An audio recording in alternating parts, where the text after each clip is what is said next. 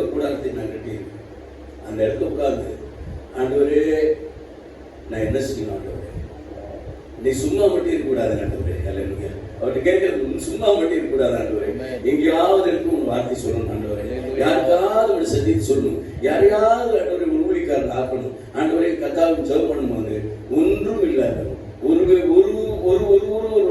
ஒரு எதிர்பார்ப்பு எங்கிட்ட வரும், அவங்ககிட்ட கொடுப்பாங்க. எதிர்பார்ப்பு இல்லாதபடி ஜெபிக்கும் போது கர்த்தர் சில சமயத்துல கூடாரத்தை சாத்தத்துக்கு முந்தைய என்னோட போன்ல பெல் அடிக்கும். ஆமே,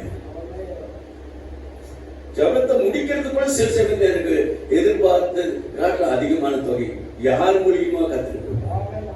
இதுதான் அதை கேட்டு பெற்றுக் கொள்கிற. அதை பார்க்கும்போது ஏன் அதிகம் கொடுக்கலன்னா, அதிகம் கொடுத்தா நான் அந்த ரூமுக்கு வரமாட்டேன், அந்த ரூமுக்கு வரமாட்டேன்.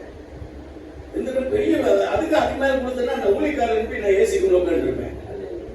அதுக்கு மேல உட்காந்துட்டேன்னா அதுக்கு மேல நான் எங்கேயும் போக மாட்டேன், எல்லாம் என்னை தேடி வர வைப்பேன். இல்லாததுக்கு தான் நான் அவர்களை தேடி போகிறேன். ஆண்டவர்